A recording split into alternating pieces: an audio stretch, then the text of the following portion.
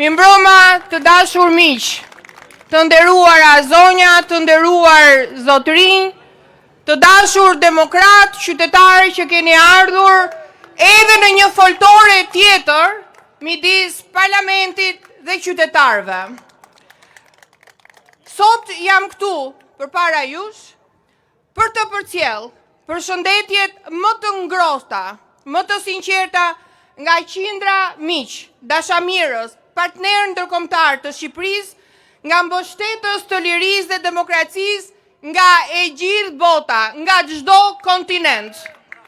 Nga Brukseli në Washington, nga San Paolo në Paris, nga Copenhagen në Vilnius, Larnaca, kemi gjetur Partia Demokratike. Kryetari i Partisë Demokratike, zoti Sali Berisha, ka gjetur mbështetje maksimale. Tashmë është e qartë për të gjithë faktorin ndërkombëtar. Propaganda dhe paratë e korrupsionit nuk e fshehin më realitetin e Shqipërisë nën regjimin autokratik të Edi Ramës. Ky realitet po njihet çdo ditë, po denoncohet hapur në çdo forum, në çdo konferencë apo takim ndërkombëtar. Sot dua të ndaj me ju disa prej ngjarjeve më të rëndësishme të vetëm 3 javëve të fundit në marrëdhëniet e Partisë Demokratike dhe frontit opozitar me faktorin ndërkombëtar. Dua ta nis në 22 nëntor në Sao Paulo të Brazilit. Kryetari i Partisë Demokratike, profesor Dr. Sali Berisha, zgjidhet në postin e lartë të zëvendës presidentit të CDI-s, Centris Demokrat International, me vot unanime dhe pse u zgjodh, sepse u vlerësua roli i tij historik që nga rrëzimi i komunizmit, me motivacione, dhe unë dua t'ju lexoj dhe motivacionin pse u propozua dhe pse u zgjodh zoti Berisha. Profesor Dr. Sali Berisha ka qenë një nga arkitektët historik të lirisë dhe transformimit demokratik të Shqipërisë, nga roli i tij guximshëm për rënien paqësore të komunizmit në vitin 1990 deri tek udhëheqja e tij e palodhur si president dhe kryeministër. Ai ka kushtuar jetën ndërtimit të institucioneve demokratike, mbrojtjes së pluralizmit politik dhe avancimit të integrimit të Shqipërisë në NATO dhe Bashkimin Evropian. Gjatë më shumë se 3 dekadave vazhdon motivacioni për shërbimi publik i profesor Dr. Sali Berisha është quar si mbrojtës i qëndrueshëm i demokracisë, të drejtave të njeriut, veprave europiane në Ballkan. Guximi i tij moral, vizioni dhe përkushtimi i përjetshëm ndaj lirisë vazhdojnë të frymëzojnë demokratët në të gjithë rajonin dhe më gjerë. Gjithashtu, në Asamblenë Politike të CDI-s u miratua unanimisht një rezolutë e rëndësishme për Shqipërinë që konstaton zgjedhjet e 11 majit nuk ishin as të lira, as të ndershme, ishin farsë elektorale. Rezoluta denoncon shkrirjen shtet parti krim, drejtësinë selektive dhe keqbordorimin e saj si mjet kundër opozitës dhe liderëve të opozitës edhe në vitin zgjedhor. Rezoluta paralajmëron rrezikun që narkoshteti shqiptar paraqet për sigurinë europiane. Partia Popullore Europiane, e cila është anëtare e CDI-s, jo vetëm e votoi dhe miratoi këtë rezolut, por edhe me anë të sekretares së përgjithshme të PPS, zyrtarisht theksoi faktin që një ndër 4 pikat e fokusit të PPS në vijim do jetë dhe Shqipëria. Çfarë tha zonja Monserrat? PPE insiston që antarësimi i Shqipërisë në Bashkimin Evropian të kushtëzohet me ndalimin e rrëshqitjes demokratike dhe kapjes së mediave dhe drejtësisë të kryera nga leadershipi i lidhur me trafikun e drogës, krimin e organizuar dhe pastrimin e parave. Kur ndonjëherë faktorin ndërkombëtar, institucione të rëndësishme si CDI-ja, PPE-ja kanë theksuar këtë narkoshtet të lidhur që ka bërë pakt me krimin e organizuar dhe kartelet e drogës. Qëndrimi PPE-s përbën sinjal të qartë politik në drejtim të institucioneve evropiane dhe autoriteteve shqiptare, duke nënvizuar rëndësinë e rikthimit në standardet e shtetit të së drejtës. Në Kopenhagen, në takimin e komisioneve të jashtme me datë 1 dhjetor, kam informuar të gjitha këto komisioneve të vendeve anëtare dhe kandidate që Shqipëria duhet të bëhet një vend si Danimarka, me liri dhe pa korrupsion, vetëm përmes shtetit së drejtës, zgjedhjeve të lira, drejtësisë së pavarur, institucioneve funksionale. Në Washington, 2 deri në 5 dhjetor, IDU, një tjetër formacion politik me 10 parti të qendrës së djathtë dhe të djatha, kanë votuar në mënyrë unanime një tjetër rezolutë të rëndësishme për situatën në Shqipëri. Rezoluta konstaton shkelje sistemike zgjedhore, përqendrim pushteti në duart e kryeministrit, drejtësi selektive të orientuar kundër liderëve të opozitës dhe edhe një herë paktin shtet-krim. Rezoluta ngre alarmin për krijimin e narkoshtetit të parë të vetëm në Europë, merr shkas edhe nga vendimi i fundit i Departamentit të Shtetit për të sankcionuar grupe kriminale shqiptare, si ajo e vëllezërve Hysa, të cilët në fakt janë pritur në këtë zyrë pas nesh, kanë marrë licenca kazinoje nga kryeministri dhe para zgjedhjeve gjatë fushatës zgjedhore në shkelje të ligjit që përbën një krim zgjedhor, kanë marrë dhe leje ndërtimi për rezorte në Bregdet. Po ashtu dua të ndaj me ju dhe një lajm tjetër të mirë që Forumi i Grave të Partive Popullore Europiane më dha një mandat të dytë si zëvendës presidente e EPP Women, por kjo është thjesht një tjetër përgjegjësi e imja që të jem zëri i Grave shqiptare, por jo vetëm, dhe të vazhdoj të punoj me gratë dhe vajzat për bashkëpunim më të fortë me partitë si motra. Në Paris, në Komisionin e Monitorimit në datën 9 dhjetor, si pjesë e procesit të post-monitorimit u zhvillua një dëgjesë shumë e rëndësishme për situatën e mediave në Shqipëri, ku denoncova përkeqësimin e rënd të lirisë së mediave, mbylljen e mediave kritike, Agon Channel, Ora News, Focus Media Group, presionin ndaj gazetarëve dhe kontrollin politik mbi informacionin, në shkelje të nenit 10 të KED-1 dhe standardeve europiane.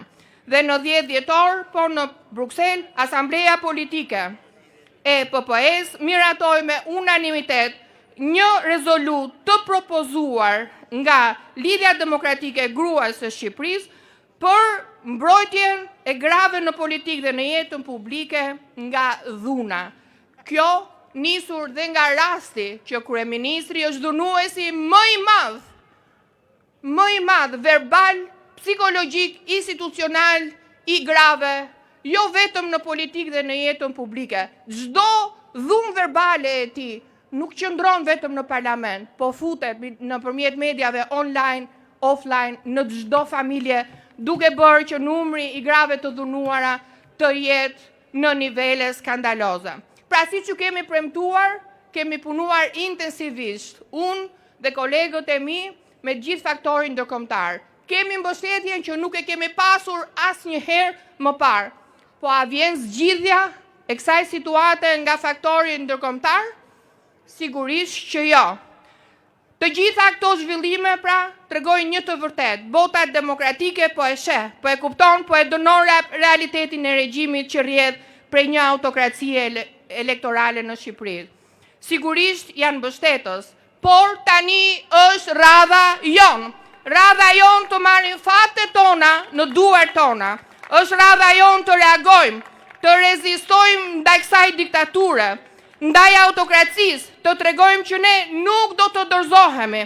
Ne do të luftojmë për liri, ne do të luftojmë për demokraci, ne do të luftojmë për dinjitet. Faleminderit.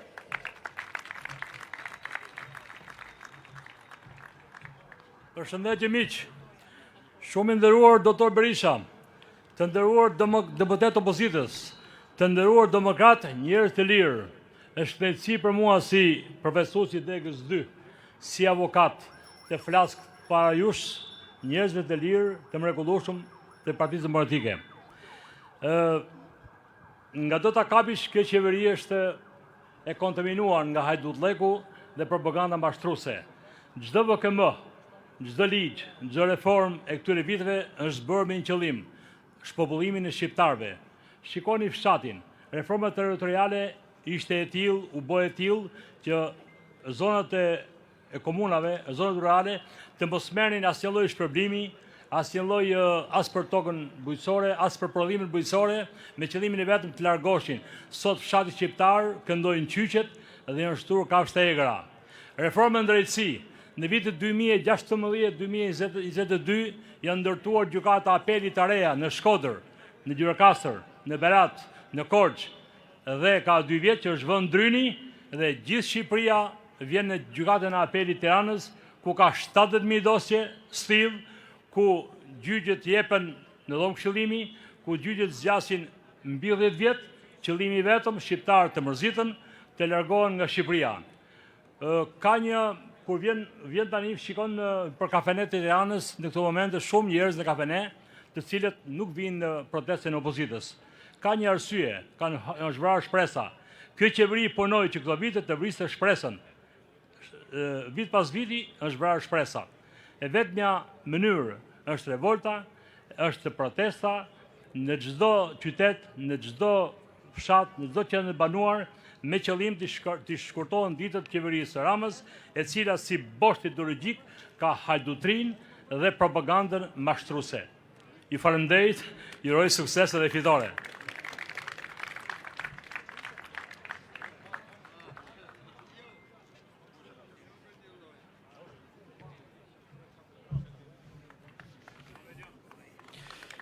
Mirëmbrëma opozitar, sot me ju dua të ndaj realitetin tim dhe gjithë studentëve që vinë nga rrethet vetë universiteteve të Durrësit dhe të Tiranës. Unë erdha në Tiranë si student. Pavarësisht mesatarës së shkëlqyer, nuk përfitova bursë, pasi bursën e përfituan miqtë e partisë. Për 5 vite si student, çmimet e qeras, taksave dhe tarifave u pesfiquan. Por fal mbështetjes së familjes time, gjithashtu dhe mundimit tim, duke bërë 2 apo 3 punë online ditën apo natën, ja arrita të mbaroj ato studime. Dhe me krenari, u nisa me një diplom drejt familjes.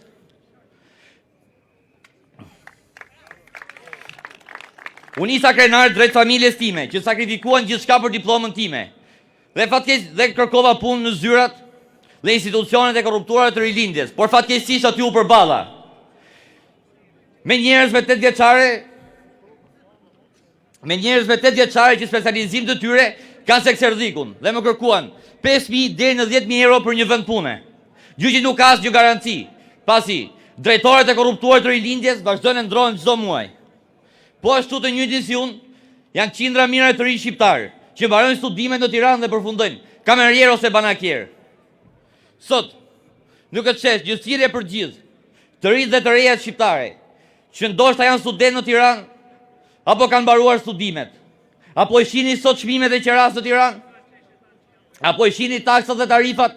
A ka njëri nga ju që ka mbaruar studimet dhe ka filluar punë në këtë qeveri, maskareq? Sigurisht që jo.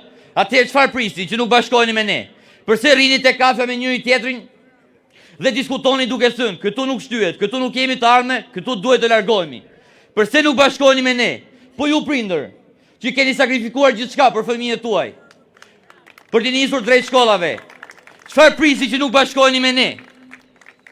Prisni të merrni një rrogë të bashki, apo ditën e votimit të merrni një 200 euro në zarf? Sigurisht që jo, nuk është kjo zgjidhja. Zgjidhja e vetme është të bashkohemi të gjithë, të bashkohemi për të ardhmen tonë, të ardhmen e fëmijëve tuaj. Profesor Dr. Sali Berisha, ne demokratët, mbi gjithë shqiptarët të kanë besuar këtë detyrë për t'i udhëhequr drejt fitores. Ndaj lider historik, më shumë se kurrë, sot nevoja jon lind të drejtojmë ju, t'ju bëjmë thirrje ju, të na jepni okejn, të nisemi në një bashkim madhështor, me çdo kusht, me çdo çmim, kundër këtyre plerave. Ne të rinj shqiptar jemi të gatshëm të sakrifikojmë gjithçka, çdo gjë, me çdo kusht, me çdo çmim, për të përballë me këto plera dhe maskarej që çdo ditë po na vrasin shpresën dhe ëndrrën tonë. Faleminderit, fitore.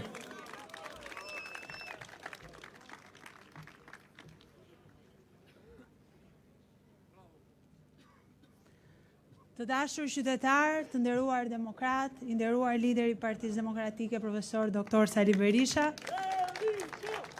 Të flasësh para jush është një përgjegjësi, sepse ju keni zgjedhur që të mos qëndroni, keni zgjedhur të protestoni.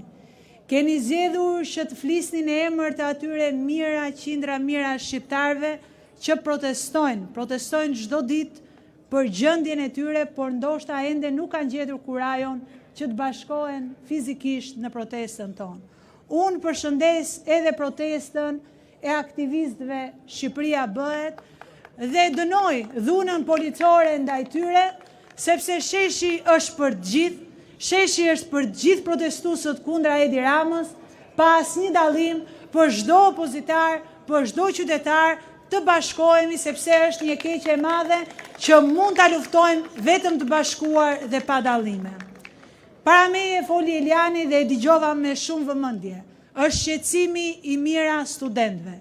Unë jam pedagoge dhe pyetja që i bëra studentëve ishte sa nga ju doni të ikni nga Shqipëria. Dhe fatkeqësia ishte që të gjithë ngritën dorën.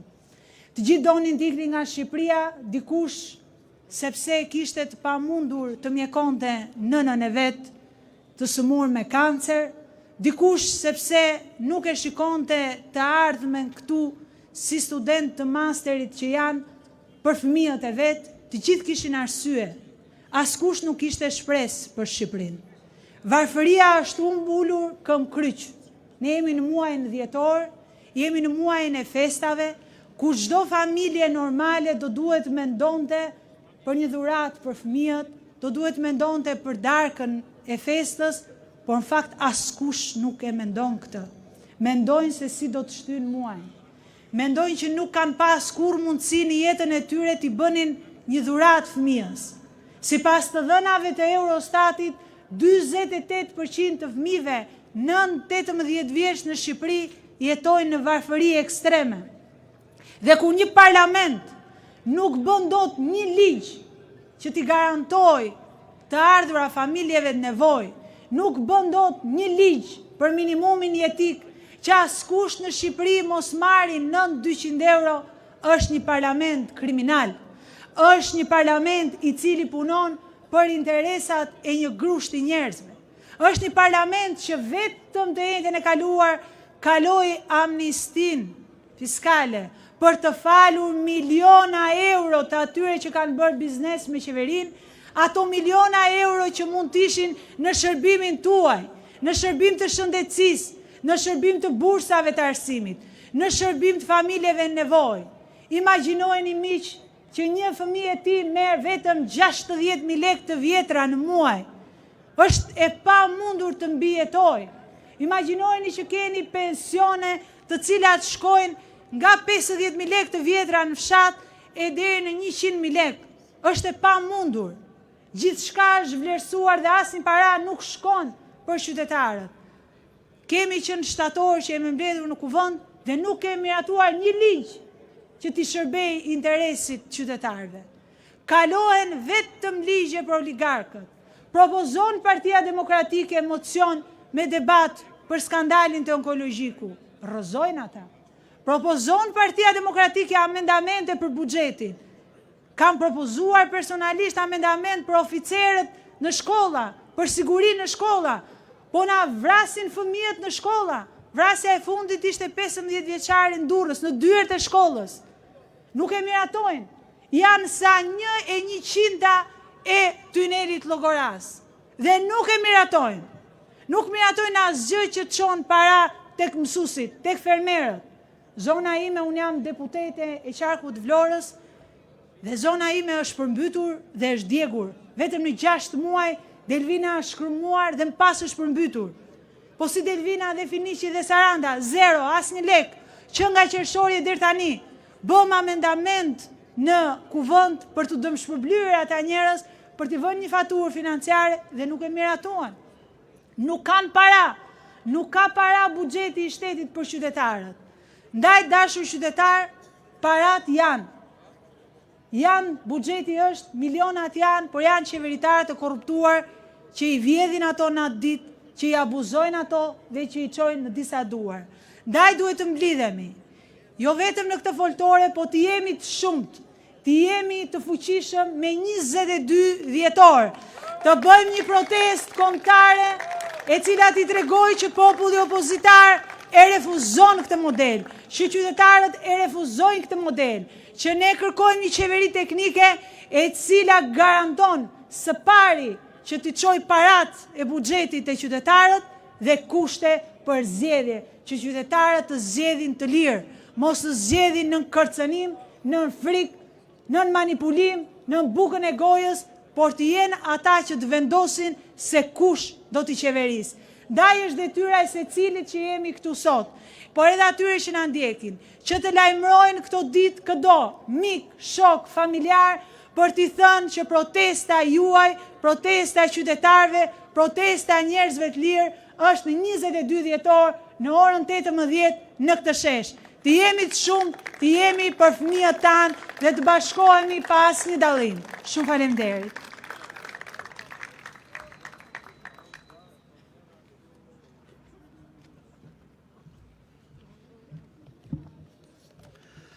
Të dashur miq, i nderuar zoti Berisha, i nderuar zoti Meta, njeriu kur është përpara sfidave mendon për sfidat e jetës së tij. Edhe unë në këto momente mendoj për sfidat, për ato që kam kaluar. Mendoj për babën tim, Nafiz Bezhanin, dikur një avokat i shquar, sot nuk është më. Mendoj edhe për ato të gjitha që më ka thënë babai, dhe mundohem gjithmonë që ato t'i vejnë jetë. Ai u persekutua vetëm për një, mund të themi, një fjalë të thënë duke mbrojtur Seyfullah Malshovën. Me të vërtet një gjë e turpshme, por kjo është jeta e tij. Kjo është një jetë të cilën ai e vuajti gjithkohës. Unë jam Viron Bezhani, djali i Nafiz Bezhanit. Kampion në sportin e mundjes, prej 13 vjetësh, mjeshtër i madh i sportit dhe njëkohësisht president i Komitetit Olimpik prej 8 vjetësh. Babai shpesh më thoshte, në beteja duhet patjetër të ngreni flamurin lart që të gjithë t'ju ndjekin. Edhe unë me respekt të jashtëzakonshëm ju them ju dhe zoti Berisha, ndiqeni, ngrijeni flamurin lart, të frymëzoni të gjithë shqiptarët, sepse ata ashtu siç arrestuan, si rrëmbyen Ilir Metën, kanë rrëmbyer dhe duke izoluar, kanë rrëmbyer të ardhmen e Shqipërisë. E prandaj ngrijeni lart flamurin zoti Berisha. Sepse jo vetëm e kanë rrëmbyer, po ata e kanë coptuar. Ata po e shesin në mënyrën më dramatike dhe duke ja dhënë oligarëve të Shqipërinë cop, pjesë, sektit anti-shqiptar, i cili nivel del nga zoti Edi Rama. Miq, lart e më lart flamurin e Skënderbeut. Çdo kush e di që në Shqipëri nuk ka më sport. Mendojnë se kanë sport duke marrë njerëz ose mund themi sportistë të huaj. Po jo, kjo është vetëm një gënjeshtër. Asnjë sportist shqiptar nuk po shkëlqen më, sepse nuk ka më një sport të tillë. Dhe kur mendojnë për sport, është me të vërtet një turp, duke ditur të mirat që ka ky sport. Për sa i përket anës finanse, ata po mezi mundohen të kalojnë jetën e tyre, jo më të mendojnë për një rezultat sportiv. Ligjin e sponsorizimit e sorollatin sa në vendin tjetër. Me një ministri që kur bëhet fjala për sport as nuk duan t'ia din fare, mos themi që i dhemi syt dhe veshët kur e dëgjojnë fjalën sport.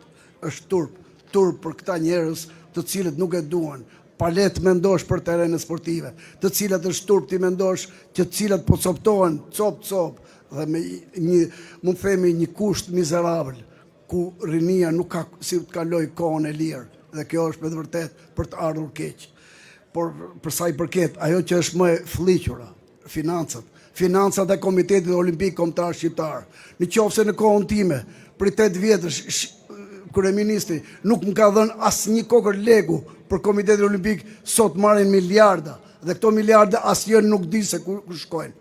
Dhe ajo që është me turpshmja është se ky Komitet Olimpik sot drejtohet nga një njeri i jashtëligjshëm, nga një njeri që është me të vërtet non grada nga Lozana, një njeri i tillë të dërdoj Komitetin Olimpik është një turp i vërtet.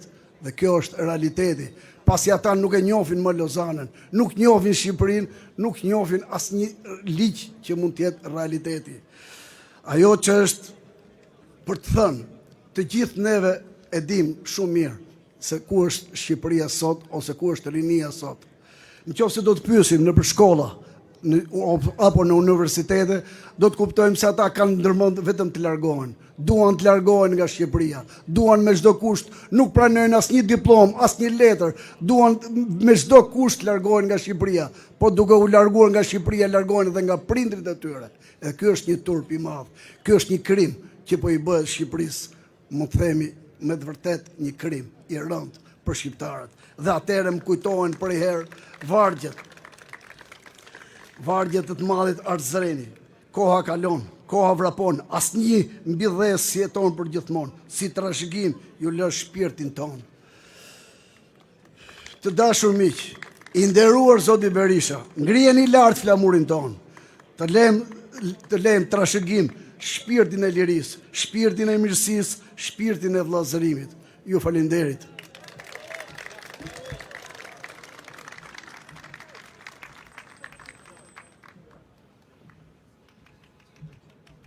Mirëmbrëma, zonja dhe zotëri, nderuar opozitar, mirëmbrëma i nderuar profesor doktor Sali Berisha, kryetari i Partisë Demokratike, mirëmbrëma presidenti i Partisë Lirisë, zoti Ilir Metaj. Regjimi i këtyre këtu mbas kurrizit tim dhe të gjitha regjimet kudo që janë prodhojnë padrejtësi. Ne sot jetojmë në vendin ku dënohesh për kasollën, por nuk dënohesh për kullat shumë kaçe. Jetojmë në vendin ku dënohesh se nuk e të paguash energjinë, po ku një pakicë e lidhur me qeveritar, e në disa raste me parat pista, të merr tokat dhe ujin për të ndërtuar prodhues energjie.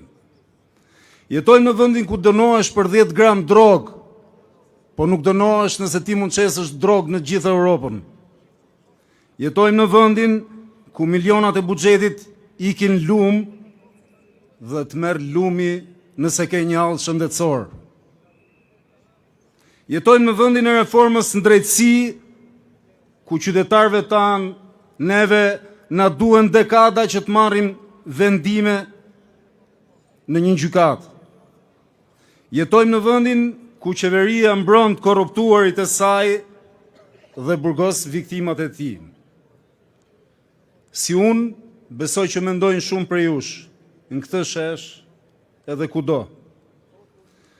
Por ka nga ata që kanë vendos të heshtin, me gjithë se janë të vjedhur, të shtypur, me drejtat në përkëmbura dhe me lirit vjedhura. Ka nga ata që frika i ka bërë të bashketojnë me të keqen. Unë besoj që në vend bashketesës me të keqen, duhet zgjedhim përballjen dhe luftën ndaj saj. Në qeveri, në parlament, në institucione, në rrugë, në sheshe, kudo.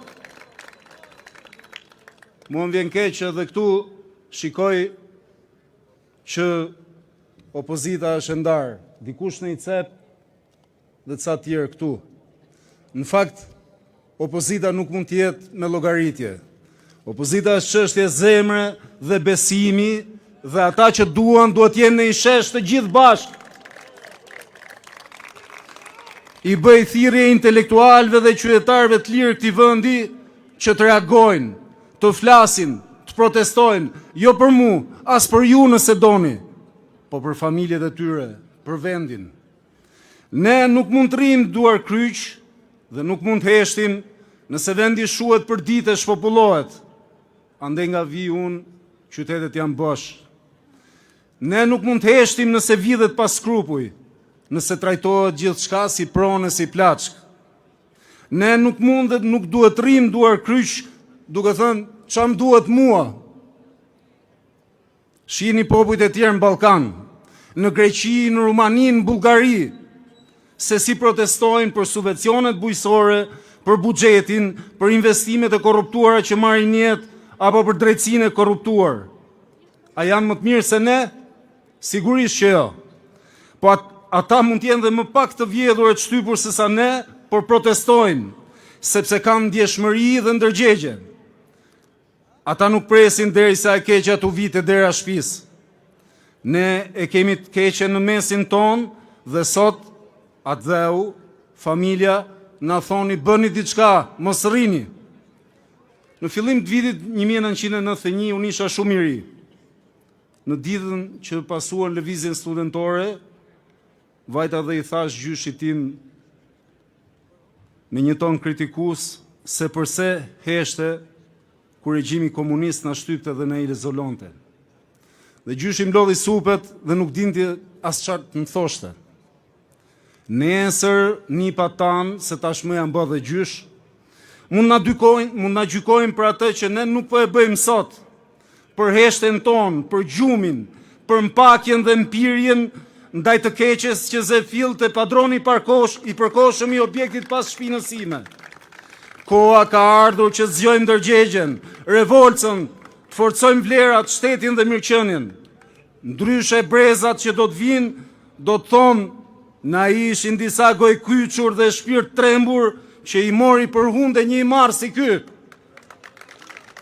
Fitov demokracia, fitov familja, lirit burgosore politik. Ju përshëndes.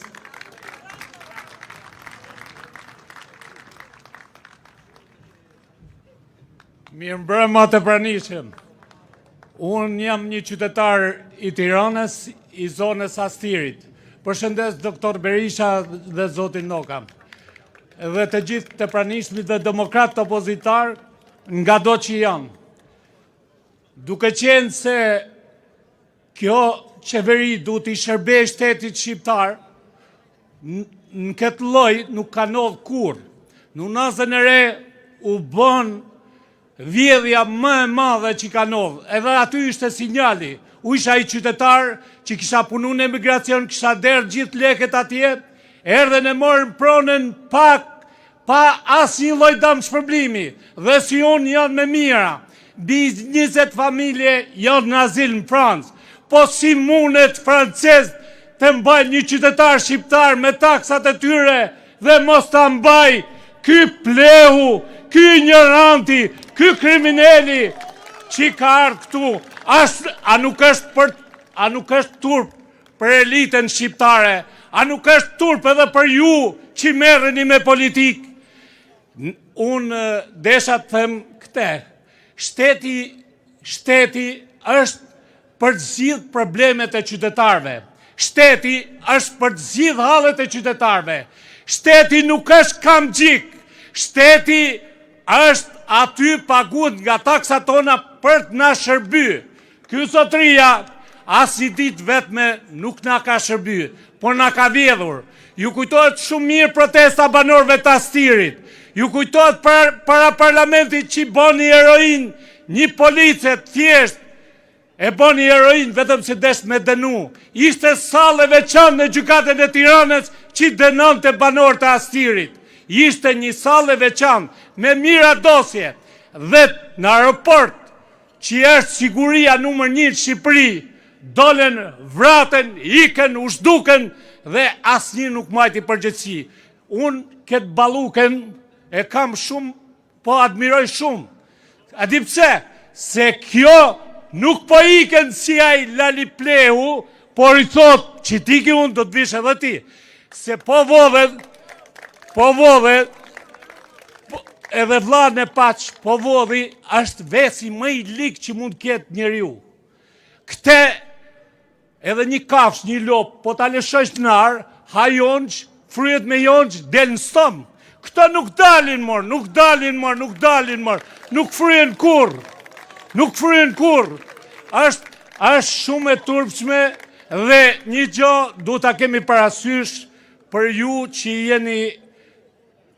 Kur isha unë shkollë, Havzin Elën e Varën. Unë atëherë sa kisha fillu gjimnazin dhe nuk dija fare se kush është Havzin Ela. Sa shu ishin kushtet. Por kishte Havzin Elë. Këti ku i thojnë diktator, ky krenohet. Kujton se përmeni diktator Butinin e është si Butini. Po ky si shkon as të thojt, morë. O është, ky s'është diktator, ky është autokrat që po na vjedh ne që nuk ngrina. Ne du të ngrimi, du të jemi përballë me çdo lloj forme për ta shpor. Po që në kam a i dridhet me një grusht banor, po du t'i frymëzoni njerëzit që të bashkohen, të gjitha të bashkohen, sepse ky vend po mbaron. Ky vend po rënohet çdo ditë. Ju roft ju që keni në karrike, por ky vend mbaroi. Prandaj mobilizonat gjithë në protestën e radhës, këti mos me ika kjo dera, ta shkullim këtë ajdut me vjedhjet që ka bo. Faleminderit shumë, ju përshëndet.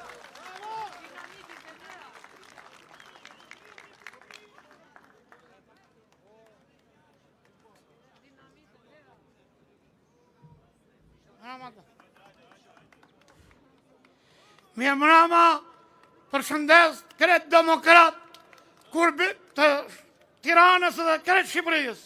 Ju bëj thirrje, kush ka vesh me një gjuhë, kush ka sy me shiku.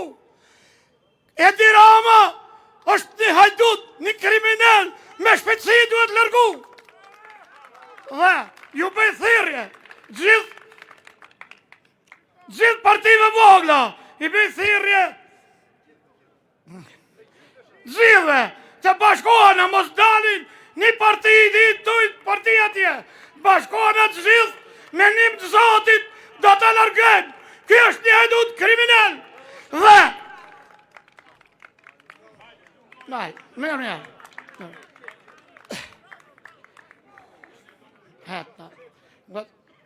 Ja fjallën doktor profesor Sali Berishas dhe Zoti e rujt dhe një kryetar partije ka, nuk ka ishin kryetar. I bëj thirrje Bamir Tapit, o Bamir Tapi, të vrapt Zoti, edhe lull bravës e tjerë. Të rujt Zotis doktor Sali Berisha.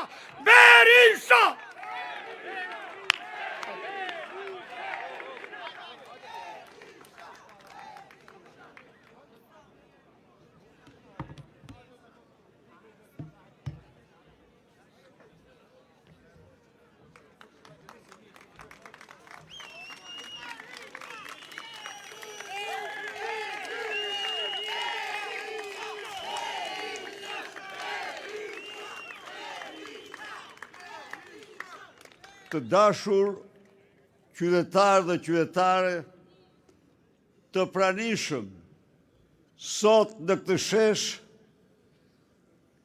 qytetarë dhe qytetarë të Tiranës dhe mbarë Shqipërisë, një përshëndetje të përzemërt vllazërore, të nderuar deputet të opozitës, drejtues të Partisë Demokratike, të nderuar protestues të Partisë Shqipëria Bëhet,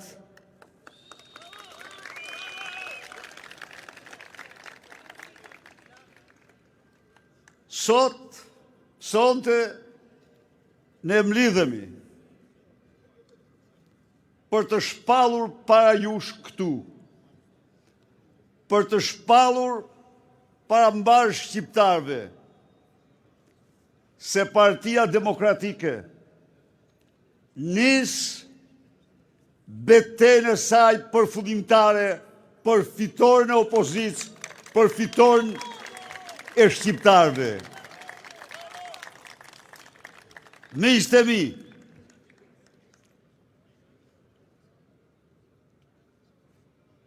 parafolësit këtu theksuan se Edi Rama është një hajdut i papërmbajtur, por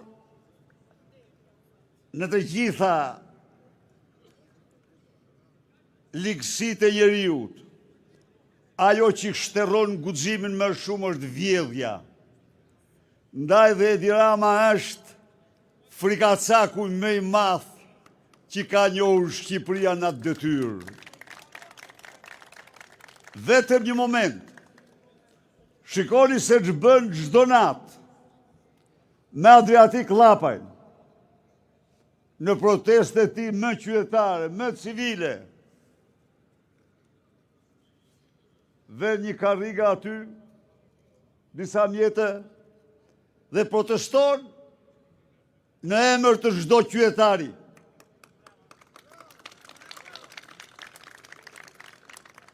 çdo ditë, me orë të tëra, policia, banditët, ja u heqin çadrat, i heqin tovolinën, i heqin ujnë, me akte banditeske. Pse kjo? Sepse ai është krye frikacaku i kombit. Krye hajduti i kombit është dhe krye frikacaku i kombit. Dhe u garantoj unë ju, sa ai është aty, sa i vjedh shqiptar ditë e natë, s'ngopet kur, e the bukur. E thot bukur. Po, Gzim Sadiku, ai s'ngopet kur, ai bën të gjitha këto, vetëm për shkak ton. Duhet jemi të vërtet me veten tonë. Se e lejojmë ne. Se ju api u fjallën nderit. Se kur ta zamë të shesh, me betimin që nuk e lëshojmë, pa largimin e ti, ai do ja mbath.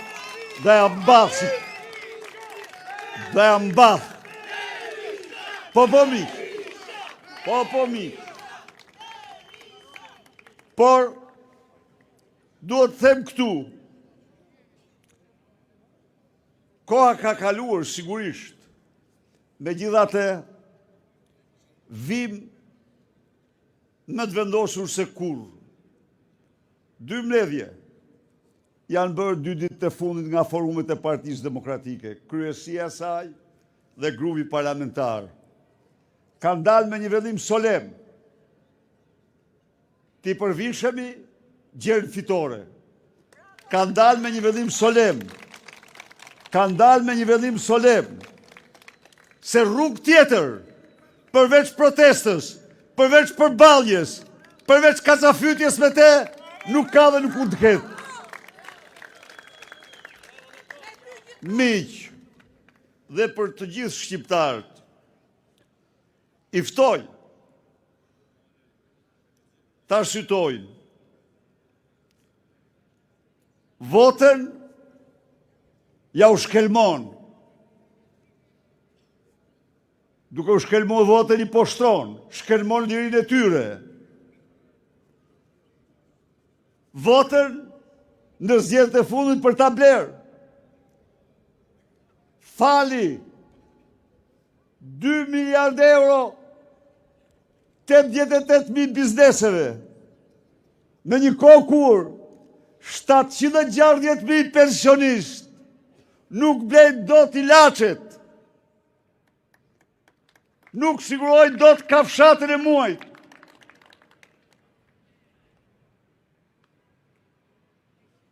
Votën e rëmbeu me bandit të administratës amoral që shtrojnë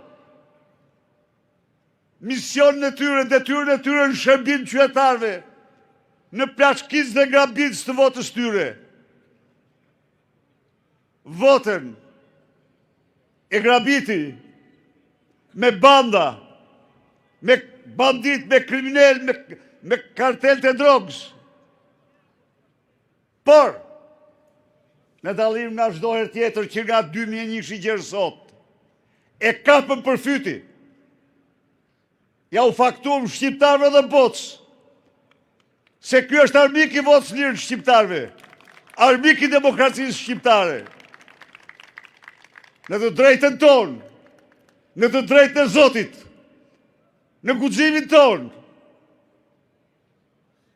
ne nuk duhet të ndahemi as një minutë, gjersa ta largojmë nga skena këte kriminal të votës lirë.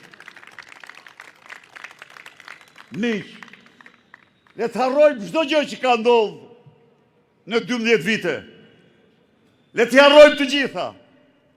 Po marrim vetëm 10 ditë të fundit. Çfarë ndodh? Së bashku me zëvendës kryeministrin, kapen në flagrancë, me dokumenta, me mesazhet të tyre, se vetëm në një tender, tunel e Llogaras, kanë vjedhur 50 milion euro. Në çdo vend të botës, dorëheqja është akti i parë i njerëzve të përgjegjshëm. Dhe ky, jo vetëm që nuk jep dorëheqjen vet, jo vetëm që nuk shkarkon bashkëvjedhësën e vet, por çfarë bëri? Çfarë bëri? Me urdhër, mori nga gjykata licencën për të vjedhur publikisht pa asnjë përgjegjësi para ligjit, para drejtësisë, para shqiptarëve. A mund të pranojmë ne një kryeministër të tillë? Jo kurrë. Cili do të jetë çmimi? Ne do ta paguajmë. Ne një kryeministër të tillë se pranojmë kurrë. Pra, jo, nuk e pranojmë. Pra, ky hajdut që çdo tull të sarajeve të tij i ka djersën mundin e ta shpaguesve shqiptar para të vjedhura prej tyre. Ky hajdut që vetëm në 2 vite ka bërë 140 fluturime, duke transportuar privatisht parat vjedhura e drogë në gërpat zeza që nuk din kur se ku janë. Ky hajdut që lën të smurt pa ilaçe të vdesin në mshirën e fatit dhe thot se janë shumë dhe s'kam çu bëj. Ky hajdut që vetëm aty në borë ka kopshtin e Edenit, 4.1 milion euro me peshq egzotik, në një kohë kur fëmijët tanë mbushin rrugët e Europës dhe të botës. Ky hajdut rrin këtu për shkakun tonë, po kjo merr fund. Ky hajdut rrin këtu sepse nuk i kemi treguar në forcën tonë. E doja tregojmë atij. Dhe ju jap ju fjalën. Ju jap ju fjalën. Sa atë që ka përjetuar në vitin 91 të kikte me autoblina nga bloku në tunelet e Enver Hoxhës, do t'ja provojmë së shpejti. Po. Koha është e guximtarëve, koha është e sakrificës. Por, ne jemi të vendosur për sakrificë, e u them. Ne jemi të vendosur se jemi në drejtën tonë. Është e i kaluar çdo gjë. Ka provokuar gjithçka. S'ka patur ndonjëherë shqiptar një provokator me të poshtër sakte. Dhe ne do t'i japim atij përgjigjen që meriton. Blokon me gjykat pezullimin e bashkhajdutës. S'ka ndodhur kur në historinë e botës. Dhe vazhdojnë tani të vjedhin çdo ditë. Pra, data 22 është data e protestës përgjithshme kombëtare.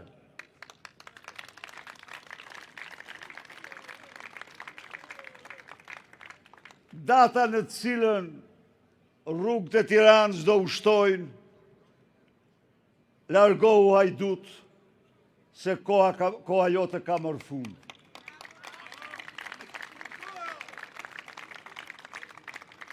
Ju garantoj se Partia Demokratike do bëj gjithçka për frontin më të gjerë të mundshëm në këtë betejë. Ju garantoj se Partia Demokratike do të përdorë të gjitha format e qëndruesë,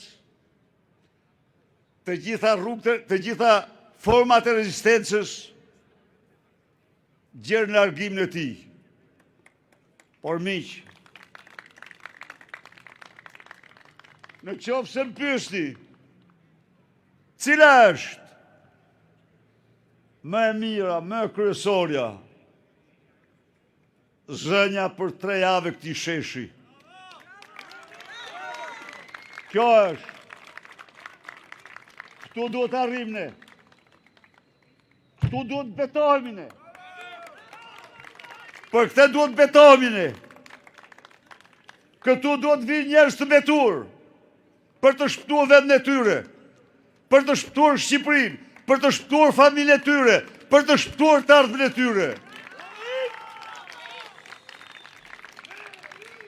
Si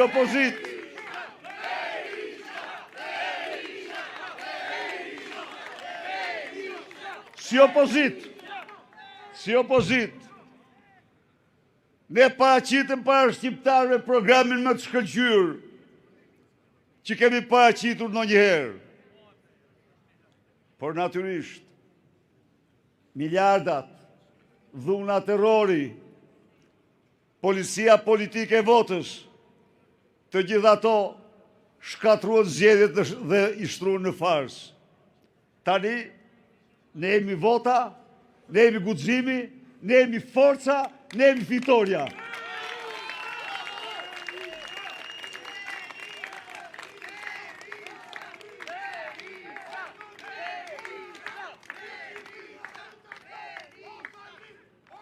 Kështu që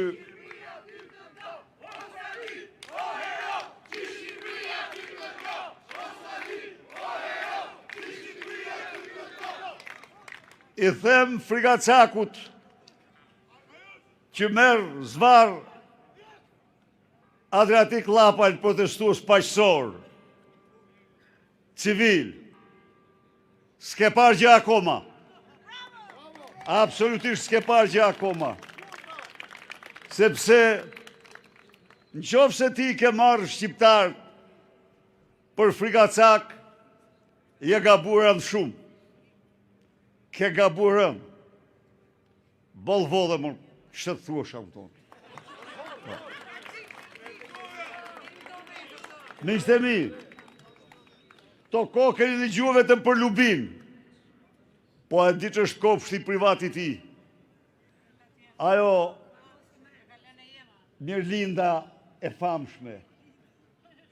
Mirlinda e famshme është një Lubin vetë, me një dallim nga Lubia. Se Lubia jo të gjitha e ka vjedhë me ramen, kurse ajo të gjithë agjensinë e saj e ka kopshtin privat të Edi Rams. Aty janë dosjet. Bashanaku i ti ka vjedhë me miliard, me 100 milion, me tendra. Aty janë dosjet që Linda, po jo Mirlinda, ajo Linda tjetër, Linda e ti, dikton të tendrat. Linda Rama dikton të tendrat kush i fiton. Aty janë dosjet në të cilën biznismenët janë grabitur mes Tiranës. Dhe kanë marrë dhenat. Aty janë dosjet ku ishte dhe drejtori i saj u rëmbye dhe u mbajt në bodrumet e Suel Qens me zidoli gjallë. Të gjitha për të fshehur krimet e familjes Rama, krimet e Edi Rams, vjedhjet e Edi Rams. Nuk s'ton dot. Kam vure se këto kohët e fundit ke bërë udhime në gjirin persik, në botën arabe. Disa thonë se ke lobue për pozicionin tënd të tmerrshëm që ke kohët e fundit në vende tjera.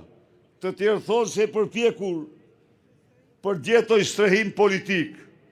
Po të them se dhe mrapa diellit po shkove, llogari do japish për gjitha këto që ke bërë. Po, ndaj miqtë e mi, to ditë nga e hana gjerën të hanën tjetër, të bëjmë çdo gjë, të mbledhim dhe të takojmë çdo guximtar, edhe njerë, ju lutem, koha është e guximtarve, e burra dhe grave që guxojnë, që vendosin sa shikojnë, dhe u garantoj ju se fitoria jonë është e pashmangshme. Fitore, Fitore, rrofshiu, rrof Shqipëria. Faleminderit.